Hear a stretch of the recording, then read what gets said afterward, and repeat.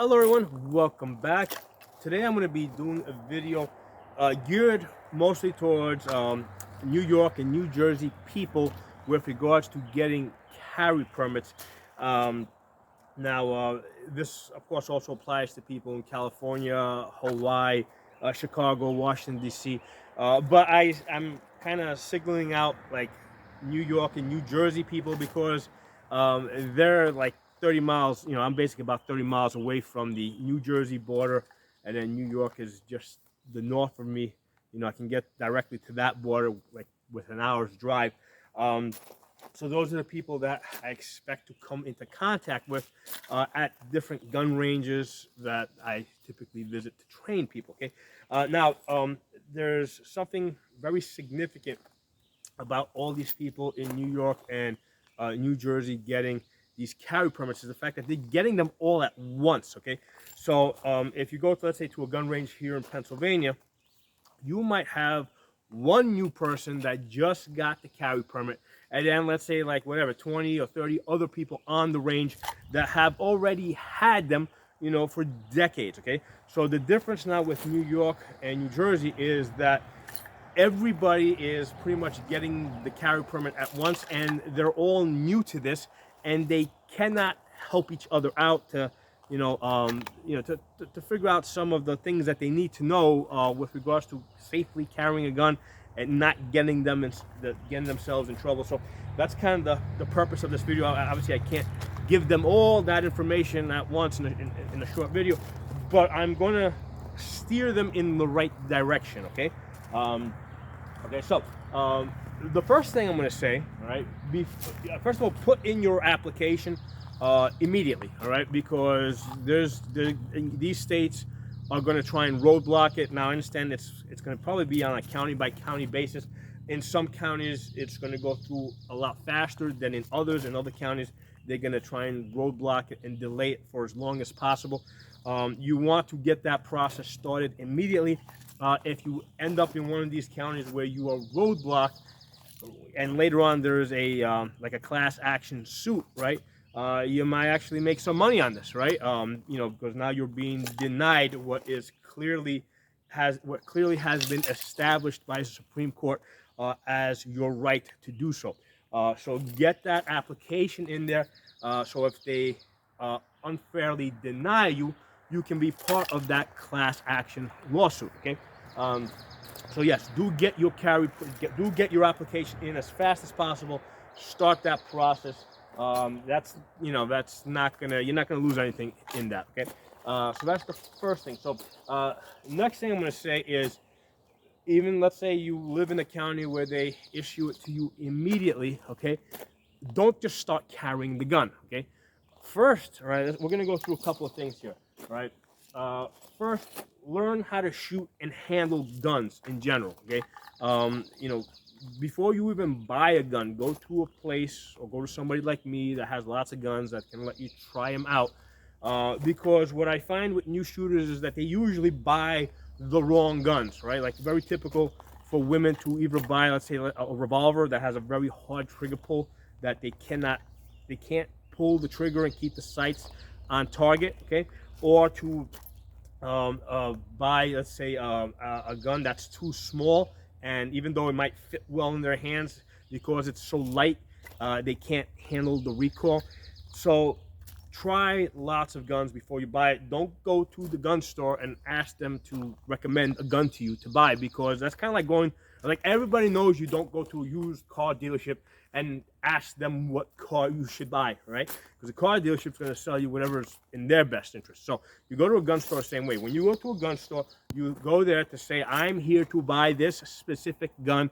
Do you have it? And I would actually recommend you can call in advance before you even go to the gun store.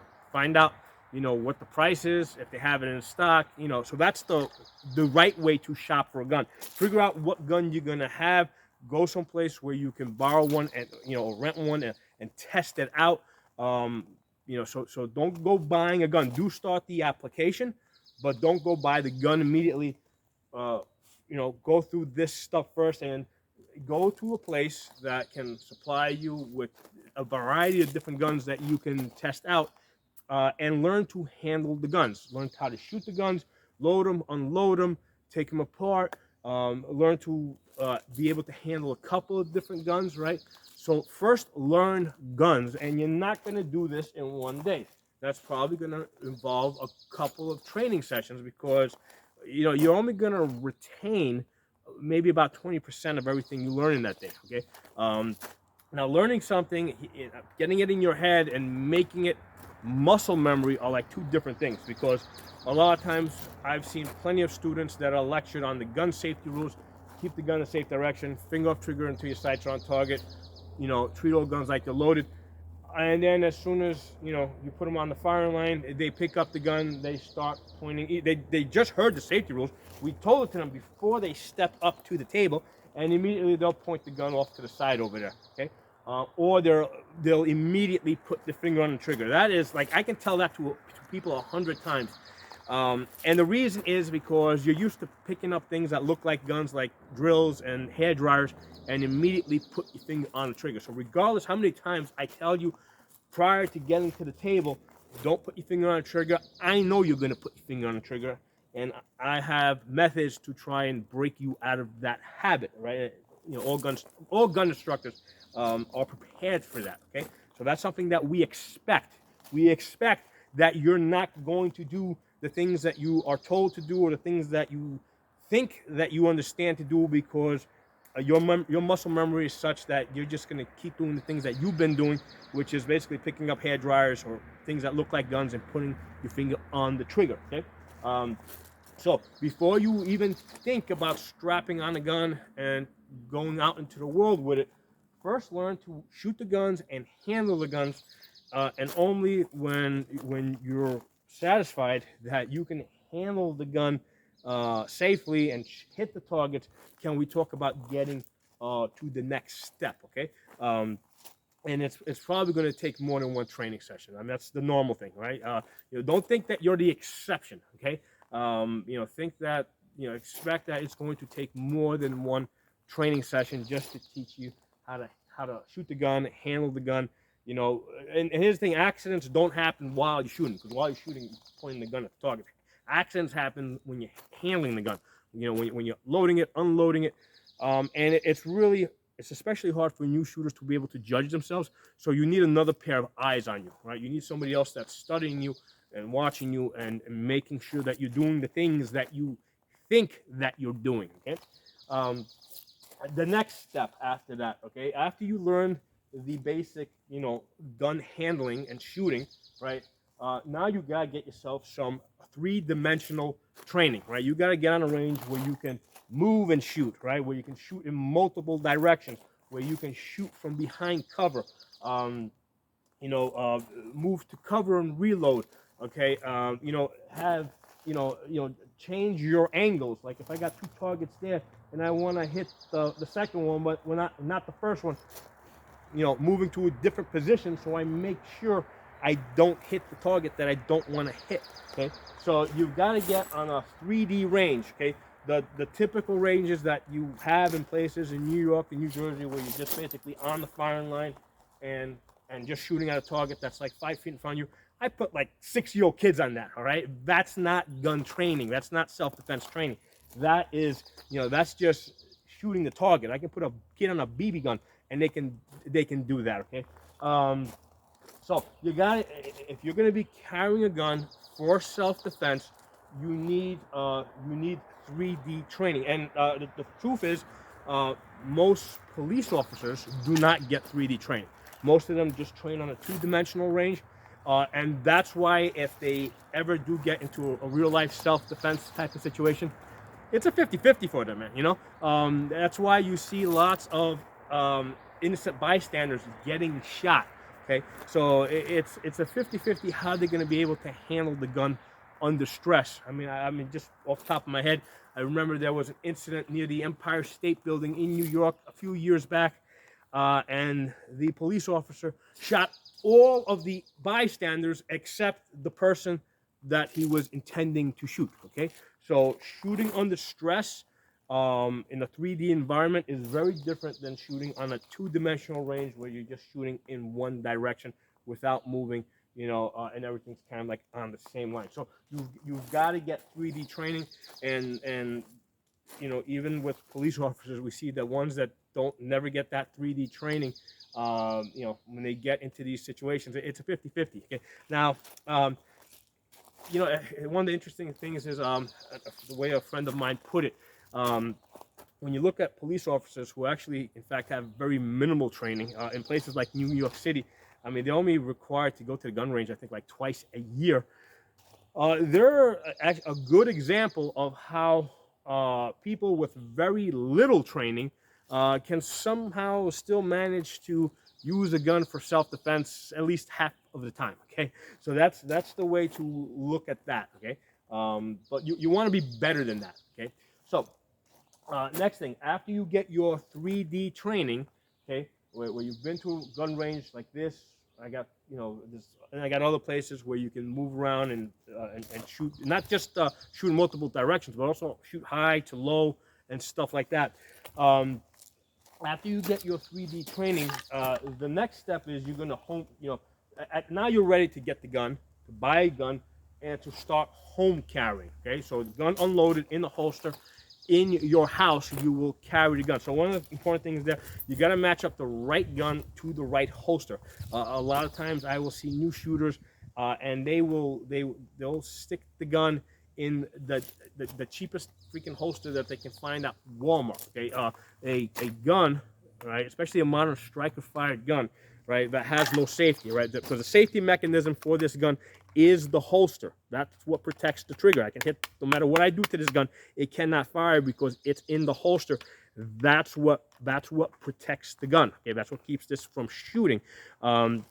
So additional safeties are not required. In fact, they're usually in the way. Problem with safeties is they're usually on when you really wanted them off, and they're off when you want them on. So you don't rely on mechanical safeties on pistols. The safety of the pistol is the holster. Okay, now the holster is also really important, and also the home carrying the gun unloaded for at least a week or two is also really important, because first of all, you got to make sure that you got to figure out what the right clothes are for you to wear, because like you're not going to be able to wear this like with a pair of sweatpants or something, right? I need to have a belt that can hold and control this holster. Okay, one of the things that you got to figure out also is how you're going to use the bathroom. Do you have like a gigantic holster? I mean, when you drop your pants, where's the gun going to go? Is it going to hit the ground? Like I have this holster that I select, right, and the gun that I select is such that I can stick this in my pocket, right, and now I can drop my pants and use the bathroom. Okay, and then when I'm done, I can take this out and put it in my pants. You never put the gun on a surface. Okay, the gun's either in the safe or on your body. Okay, it does not go on the surface because sooner or later you're gonna forget it. Okay, you may not forget it the first million times, but you might forget it 1,000,001 time. Okay, so the gun is either on your body or in the safe. There's really no in between, right? It's gotta be, and by safe I mean something that's locked. I mean it could be a locked car. I mean I try not to do that, but sometimes, let's say I gotta go into a post office or a federal building, something like that. I have to leave. I have to leave the gun in a locked car because that's the only option I have. Now, also real important, when I go to store the gun, okay, I do not unload it. I leave it in the holster loaded, because if I take the gun out of the holster in order to unload it, okay, I've now just defeated the safety mechanism. Okay, so I've actually now increased the chance that I'm going to have an accident. Okay, so the gun stays in the holster. When I go home at night, my kids are sleeping, it's kind of dark, I really can't see that well. Last thing I want to do is take the gun out of the holster, which is the safety mechanism. So I take the gun off my belt, in the holster, the way you see it. I put it in the safe. Next morning, I take the gun out of the safe, and the way you see it, I put it back on my belt. The gun stays in the holster until I'm ready to shoot it, until I get to a place where it's safe to shoot. Okay. So that's a really important thing to know, and you got to figure all these things out in your house. How you going to use the bathroom? How you going to get, what kind of clothes are you going to wear? Can you because some clothes may not work for you. Okay, so these are the things you're going to figure out while you home carry. At least for the first couple of days, do it without any ammunition in the gun. Then eventually you can try putting some ammunition in there. But don't leave the house yet. Okay, just get used to home carrying the gun. Yeah, at some point you're gonna have to load up the gun and get used to carrying it loaded with a round in the chamber, because here's the thing. One of the important things is that you got to work out is you can't be out in public like constantly fidgeting. Right? You gotta get comfortable with with like the same way. I got my cell phone case here, right? If I'm waiting online to pay for something, I'm not fidgeting with my cell phone case. Well, I'm not fidgeting with my gun either. Okay, I basically kind of forget it. The gun is small enough that it just sits there, and unless I need to think about the gun, I don't think about the gun. Okay, and I know it's not going to fall out. I know it's not going to fall off my belt, because at some point before I started carrying the gun, I tested that through home carry. Okay, so you're going to home carry for quite a while before you even consider taking the gun out of your house. Okay, so and here's the thing: a lot of people are like, well, what if something happens to me and I need it? Well, here's the thing: I don't know how old you are, but you made it this far in life without carrying a gun every day. You're probably going to be okay for another month or two. Okay, so don't get ahead of yourself. And the honest truth is, I live in a very low crime area. I mean, I had a little bear that was running around here before, looking at me. I mean, even the bears are friendly around here. Okay, so I live in a very low crime area. The only reason why I carry a gun is just to assert my right. Okay, I carry to assert my right, because if you don't assert the right, eventually they're going to take it away from you. Okay, so that's the true reason why I carry, and that's the reason why I want people in New York, New Jersey, California, Hawaii, Chicago, Washington D.C. I want everybody with a gun. I want you guys carrying guns, asserting your rights. Okay, all right. So, but that said, do it step by step. You'll get there. Don't rush to it. Okay. Next, most important thing. Okay, get yourself a prepaid legal service. Okay, the one that I use is U.S. Lawshield. There's others out there. You don't have to use this one, but basically, I have a prepaid attorney here, and if you decide to go with this, I mean, it's not that expensive. I think it's like $30 or $40 up front, and then it says here they charge you like somewhere. It says $10 monthly. With some add-ons, maybe you'll put it up to $15 monthly if you want to get your wife on or something. There's a promo code right there. There's their website, their phone number. The promo code is Pocono Shooting. That will get you some discount. It might be an extra month or two. I don't know what it is, but definitely get yourself a prepaid legal service, especially if you live in one of these 6 states that where you can where they just made it that you can get a carry permit and you can start carrying a gun.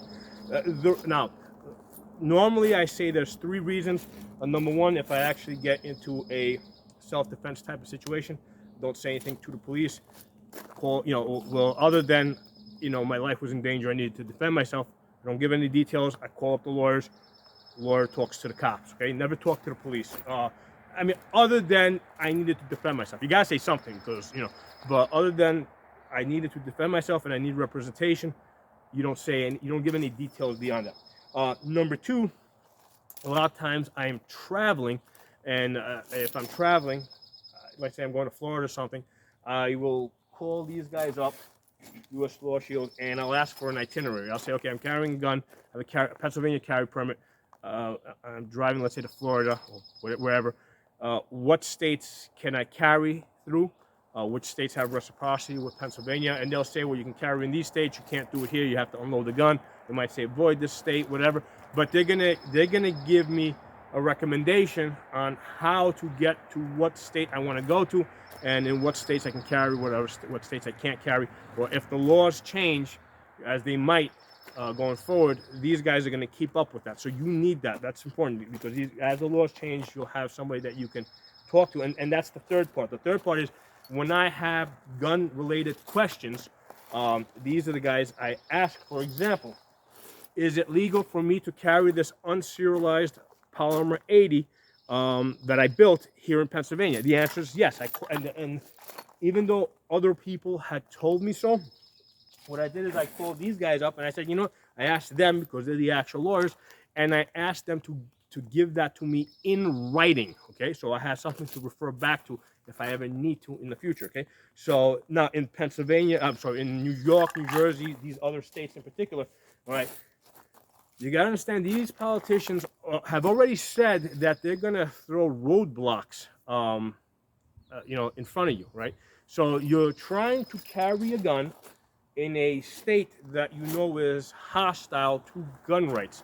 And if you accidentally cross the wrong line, they're going to try and make an example out of you to try and dissuade other people from exercising their rights. So at all times, you need to know exactly where the lines are. Okay, that's really important. Because they're going to keep the laws in New York, New Jersey, California. These laws are going to start changing a lot. What areas? They're going to try and make certain areas restricted. You know, what guns can you carry? What guns can you not carry? This new ruling that affect the magazine capacity. I think at the moment you're still limited to 10 rounds. In the future, that might change. As that happens, and as these changes occur, okay, these are the guys, right? Not these guys, some other prepaid legal service. They're the ones that are gonna keep you up to date with the law changes. So here's the thing. I mean, what you might say, well, why can't I just watch my channel or some channel like this and get the information? Well, here's the thing. These gun channels is a good starting point. Okay, you get the information. The information that you get is going to be correct. But here's the thing: is it a current video, or is it something from like a couple of years ago? You know. But once you hear this information, then you go and you verify it with the actual lawyer. Okay. So that's really important. You need that prepaid legal service. I think it's going to cost you about $150 a year. I mean, you're going to spend more than $150 every time you go to the gun range. Okay. So get the prepaid legal service so that you can stay up to date with the changes that they do in these states, which they're basically working directly against you. They're going to do everything that they can to try and get you in trouble. Okay. So you need somebody that you can ask exactly where the lines are. Okay? So that's I think I'm made a convincing enough point there. Okay, so after you've done that, are you ready to strap on the gun and start carrying? Start carrying around public? No, get some more 3D training. Okay, because you probably have already forgotten most of the stuff that you learned the first time up here. So basically, go get more training. Okay, I mean that's going to be a continuing thing. Okay. Next thing, are you now ready to start carrying the gun? You probably, at this point, you're probably okay to start carrying the gun in public, because now you've already had a chance to research in your state what areas you can, where you can't. You've already got a sense of, of how to use the gun or how not to use the gun. All right, but you're gonna start carrying the gun, but at the same time, go get more training. Okay, now the type of training that I recommend you start looking into next is some hand-to-hand training. Okay, so learn to fight with your fists. And why do I say that? Well, here's the thing. The thing to understand, and this is really important. Okay, most people envision a gunfight that, I don't know, you come around the corner and there's a guy standing there with a knife or a gun. That's that might happen. The more likely scenario is that most fights start off with yelling, screaming, cursing. Then maybe they escalate, to threats. Maybe then from there they escalate to a weapon. So there's an escalation. All right. And you have to be able to deal with that. And let's say you go from yelling and screaming to hands. Okay, somebody now puts their hands on you. Well, you can't just shoot that person, okay, because they put their hands on you. So how did they put their hands on you? Did they bitch slap you? Okay, you can't shoot somebody for bitch slapping you. Okay, especially in a place like New Jersey, you're gonna go to jail. Okay, so what if they spit in your face? You probably can't shoot them, right? You can't shoot them in my state. I'm pretty sure you can't shoot them in New York or New Jersey. So you can't spit on somebody. I'm sorry, you can't shoot somebody for spitting on you. So, but you do have to have a way to represent yourself. You can't have people slapping you and spitting on you. So you gotta be able to use your hands, or at least to be able to get yourself out of that situation. To push off and get out of that, right? So you got to be able to use your hands. And I understand that for different size people, different strength, different physical conditions, it's going to be different. And there's a significant difference in what is expected from a guy my size versus, let's say, a woman half my size as far as her ability to defend herself. So a woman half my size will probably be justified in going to her gun a lot sooner than a guy my size. Okay, so you have to learn some hand-to-hand combat, and a lot of times that hand-to-hand combat includes gun grappling. So one of the things I teach people is like the typical a very common self-defense type of situation will be like this, where somebody's hitting you over here or stabbing you up here, and you're going to the gun here. Right? Or this, where they're going for your gun over here, you're coming over the top like this, okay? So the two hands are never on the same line because you're going to shoot your hand, okay? So this is a very typical position that you're going to be shooting from in a real-life hand-to-hand situation where you're belly-to-belly with somebody, but you got to be able to grapple one hand, right? And as this hand comes up, right? So let's say they're grabbing over here, right? Guns over here, you're trying to bring it in line. Now all of a sudden this hand pulls, now this hand comes back up, okay? So that's all part of hand-to-hand training. You know, that includes the gun grappling aspect of this. And there's probably, you know, if you're ever going to use a gun in the self-defense type of situation, there's probably a 30% chance at least that it will be a gun, that there will be gun grappling involved, that it will be belly to belly.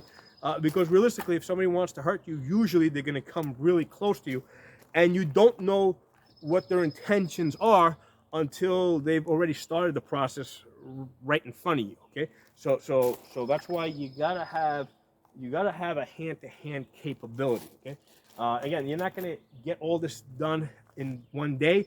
It's gonna take some while to develop all these things. Okay, but you gotta start somewhere. This order is a good way to approach it. Okay, so now that you get some hand-to-hand grappling training, and that's a continuing thing. You're gonna have to go back more than once. I mean, this is, you know, here's the thing. A lot of people, you know, people understand, right? Let's say you're a professional, right?